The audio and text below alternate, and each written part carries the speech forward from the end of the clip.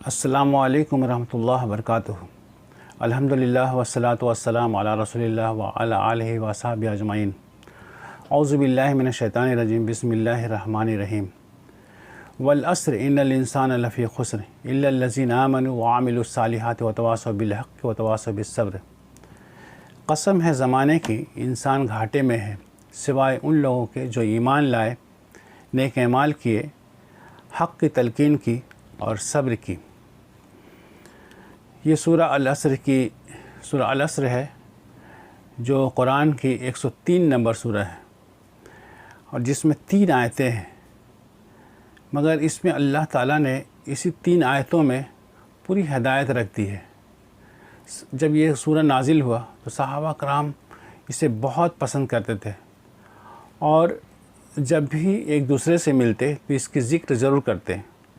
امام شافعی اس کی تعریف میں لکھتے ہیں کہ انسان اگر غور و تدبر کرے تو یہ سورہ ہی ہدایت کے لیے کافی ہے۔ آئیے اس کی تفسیر دیکھتے ہیں۔ قسم ہے زمانے کی، اللہ تعالیٰ قسم کھاتا ہے زمانہ کی۔ اللہ تعالیٰ قرآن میں جگہ جگہ الگ الگ چیزوں کی قسم کھایا ہے، تو قسم اللہ تعالیٰ کسی چیز کی بڑائی کے لیے نہیں بلکہ دلالت کے لیے قسم کھاتا ہے، دلیل کے طور پہ، اور آگے کی بات ہم لوگوں کو اچھی طرح سمجھ میں آئے اس کی دلیل کے طور پہ اللہ تعالیٰ قسم کھاتا ہے۔ اللہ تعالیٰ قسم ہے زمانے کی۔ مفسرین لکھتے ہیں کہ اس سے تینوں زمانہ مراد ہے، یعنی ماضی، حال اور مستقبل۔ جتنے لوگ اب تک پیدا ہوئے گزر چکے وہ سبھی لوگ گھاٹے میں ہیں، اور جو حال میں ہیں وہ بھی جو گھاٹے میں ہیں، اور جو آنے والے ہیں وہ بھی گھاٹے میں رہیں گے۔ مگر کچھ مفسرین لکھتے ہیں کہ اس سے 2 زمانہ مراد ہے، زمانہ حال اور زمانہ مستقبل۔ انہوں نے کہا کہ حال یہ ہے کہ انسان کی دنیاوی زندگی وہ حال ہے، اور آخرت کے بعد جو زندگی ملنے والی ہے وہ مستقبل ہے۔ ان دونوں میں انسان نقصان میں ہے، سوائے ان لوگوں کے، یعنی سوائے ان لوگوں کے جن کے اندر 4 صفات ہوں۔ وہ 4 صفات کیا ہیں؟ الا الذین آمنوا، جو ایمان لائے۔ کس پر ایمان لانا ہے؟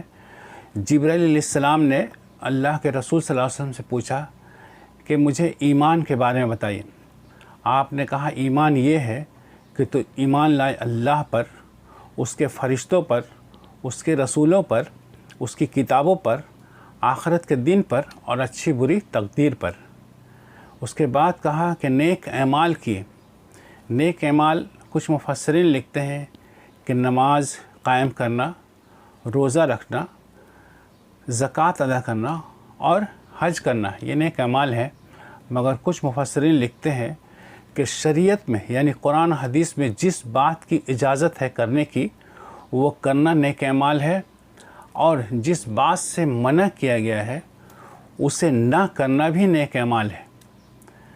اور حق کی تلقین کرنا، یعنی دین اسلام کی بات دوسروں تک پہنچانا، یہ مسلمانوں میں بھی ہو سکتا ہے، یعنی جو مسلمان راہ ہدایت پر نہیں ہیں، گمراہ ہیں، ان کے پاس بھی دین کی بات بتانا، حق کی تلقین کرنا ہے۔ اور غیر مسلموں میں جن تک اسلام نہیں پہنچا ہے ان تک اسلام پہنچانا بھی حق کی تلقین ہے۔ اور صبر کیا، صبر دونوں معنوں میں ہے کہ اگر خود پر کوئی مصیبت آئے، تکلیف آئے تو اس پر صبر کرنا ہے، اور کسی اور پر بھی کوئی مصیبت آئے یا تکلیف آئے تو اسے اگر ہو سکے تو اس کی تکلیف کو دور کر دیں، اور اگر نہ ہو سکے تو اس کو صبر کی تلقین کریں اور کہیں کہ یہ اللہ کی طرف سے آزمائش ہے، اس پر صبر کریں، اللہ تعالیٰ بہترین اجر دے گا۔ اللہ تعالیٰ ہم لوگوں کو قرآن سمجھنے اور اس پر عمل کرنے کی توفیق عطا فرمائے، آمین۔ وآخر دعوانا الحمدللہ رب العالمین۔ السلام علیکم ورحمۃ اللہ وبرکاتہ۔